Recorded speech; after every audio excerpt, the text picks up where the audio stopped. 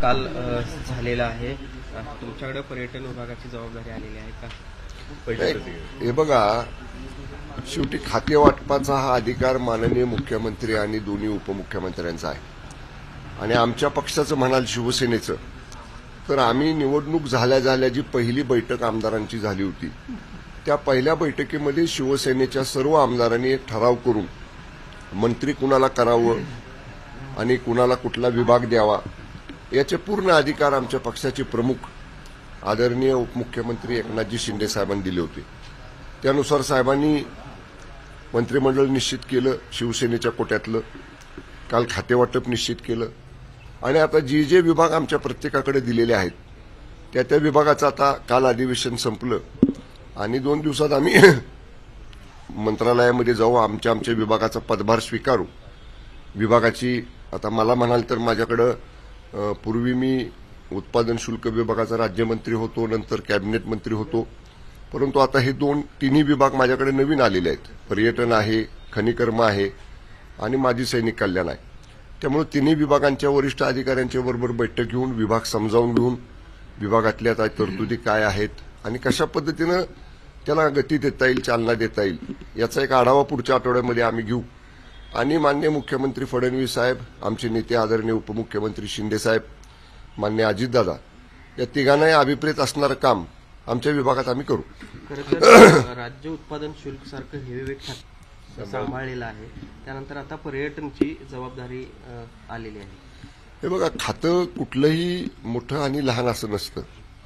आणि आमचं म्हणाल शिवसेनेचं, तरी जरी आमच्या विभागाचं, आमच्या शिवसेनेच्या कोट्यातलं उत्पादन शुल्क खातं हे राष्ट्रवादी काँग्रेसकडे गेलं असलं तरी गृहनिर्माणसारखं मुंबईतले किंवा शहरी विभागामध्ये, ग्रामीण विभागामध्ये अत्यंत चांगलं काम करण्याची गोरगरिबांना, म्हणजे जे माननीय पंतप्रधान नरेंद्र मोदी साहेबांचं स्वप्न आहे, प्रत्येक कुटुंबाला, प्रत्येक व्यक्तीला हक्काचं घर मिळालं पाहिजे, ते गृहनिर्माण विभाग हा माननीय उपमुख्यमंत्री आदरणीय शिंदे साहेबांच्याकडे आलेला आहे. त्यामुळे असं जरी झालं असलं तरी सुद्धा जे खातं आहे ते तेवढंच तोलामोलाचं आहे, तेवढंच महत्वाचं आहे. राज्यामध्ये पर्यटनाला खूप पोटेन्शियल आहे.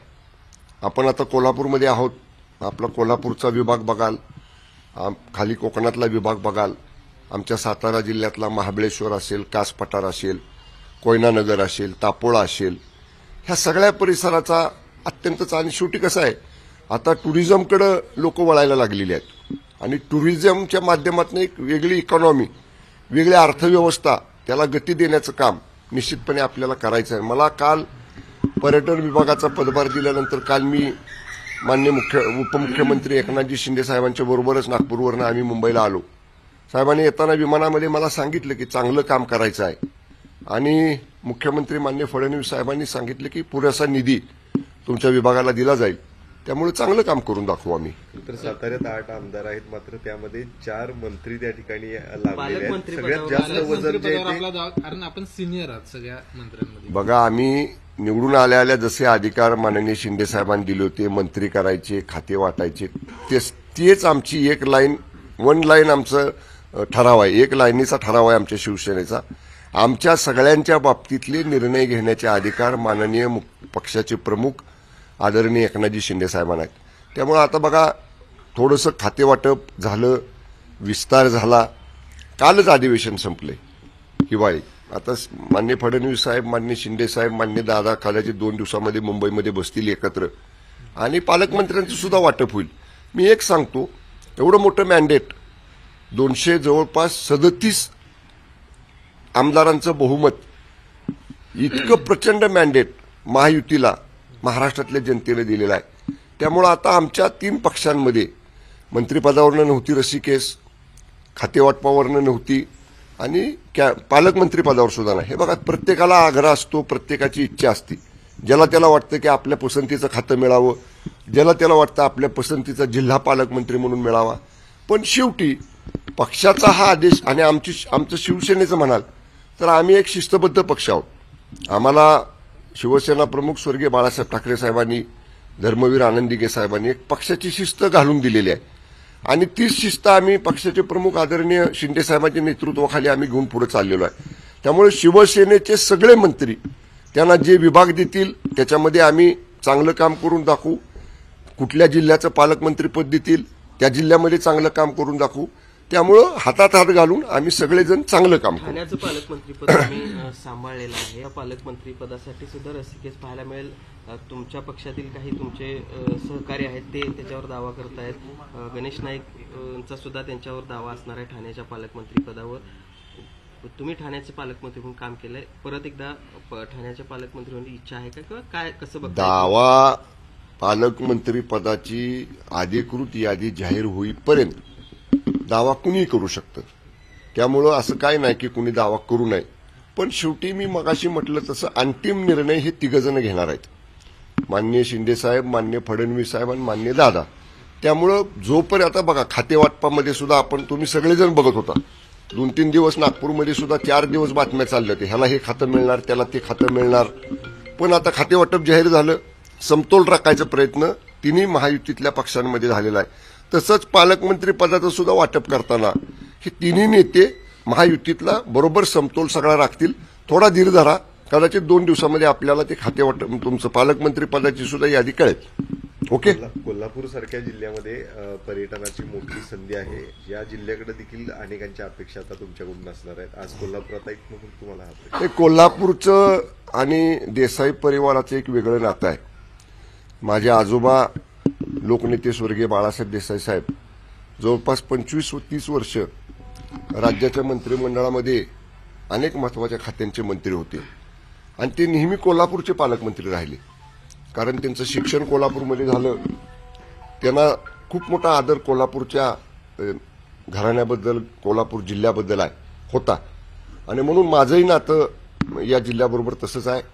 मंत्रिमंडळामधले आमचे ज्येष्ठ सहकारी माननीय मुश्रीफ साहेब असतील, आमचे नवीन सहकारी मंत्री झालेले आमचे मित्र प्रकाशराव आंबेडकर असतील, आमचे महायुतीतले सगळे आमदार असतील, खासदार असतील, ह्या सगळ्यांना बरोबर घेऊन मी एकदा पदभार स्वीकारला की कोल्हापूर जिल्ह्याच्या पर्यटन विकासाच्या बाबतीत असेल. मध्यंतरी आमदार असताना आंबेडकर साहेबांनी काही खनिकर्माच्या संदर्भातले प्रश्न उपस्थित केले होते. मला आठवते मी त्यावेळी राज्यमंत्री होतो आणि आंबेडकर साहेब सतत कोल्हापूर जिल्ह्यातल्या काही खनिकर्माचे विषय मांडायचे. तर ह्या दोन्ही विभागांच्या मार्फत जे जे कोल्हापूरसाठी करता येईल ते निश्चितपणानं एक आत्मीयता या जिल्ह्याबद्दल देसाई परिवाराला आहे. त्यामुळे निश्चितपणाने मी करेन. आगामी महापालिकेच्या निवडणुकांमध्ये आता शिवसेना जी आहे ती स्वबळाचा नारा देताना पाहायला मिळतं. तशी वक्तव्य काही नेत्यांची देखील आता पाहायला. काय आहे, एवढं बॅकफुटवर उभाटा गेलेली आहे. शिवसेना म्हणू नका, शिवसेना आमची आहे. शिवसेना पक्षाचं नाव आणि शिवसेनेचा धनुष्यबाण हे घटनेनं, कायद्यानं, नियमानं आमच्याकडे आलेलं आहे. त्यांच्याकडं शिवसेना उभाट आहे.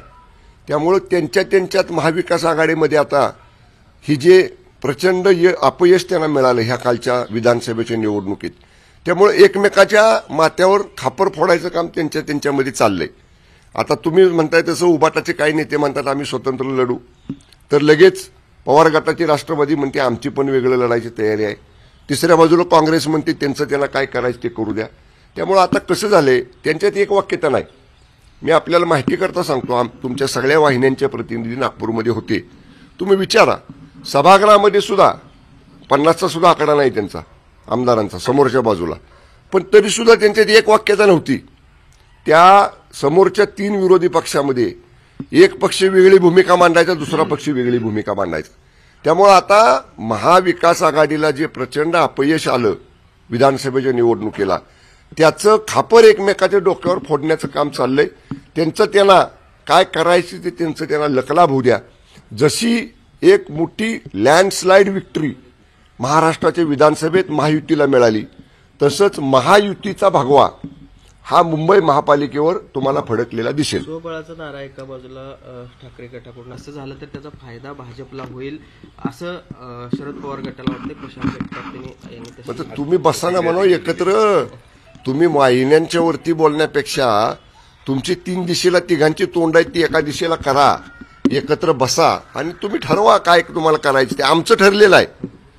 आमचं तुमचं कोल्हापूरमध्ये एक वाक्य ना बघा, काय आमचं आता ठरलंय, काय आमचं ठरलंय, तसं मुंबई महापालिकेसाठी आमचं ठरलंय. महायुतीचा भगवा हा मुंबईच्या महानगरपालिकेवरती फडकवायचा.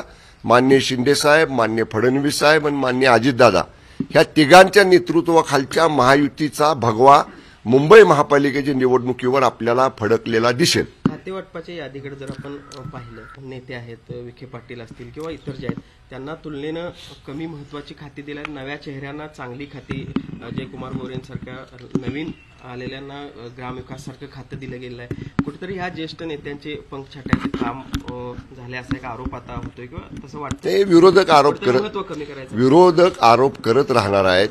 काय मी आपल्याला सांगितलं, शेवटी खाते वाटपाचा अंतिम अधिकार हा मुख्यमंत्री महोदयांचा आणि दोन्ही उपमुख्यमंत्री महोदयांचा असतो.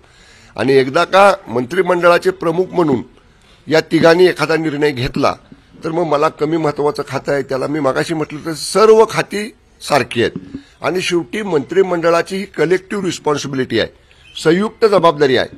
त्यामुळे ह्या कलेक्टिव्ह रिस्पॉन्सिबिलिटीमधनं, संयुक्त जबाबदारीतनं एकमेकांच्या खात्यामध्ये आपल्याला मदत करणं, एकमेकांच्या खात्याच्या सहकार्यानं राज्यकारभार चालवणं ही आमची जबाबदारी आहे. त्यामुळे कुठलंही खातं हेवीवेट खातं तुम्ही म्हणताय तसं किंवा मोठं खातं असं नाही, सगळे खात्यांना समान न्याय देण्याचं काम आम्ही सगळे मंत्री म्हणून एकत्र शिंदे साहेबांच्या, फडणवीस साहेबांच्या आणि मान्य दादांच्या नेतृत्वाखाली करू. Okay, thank you.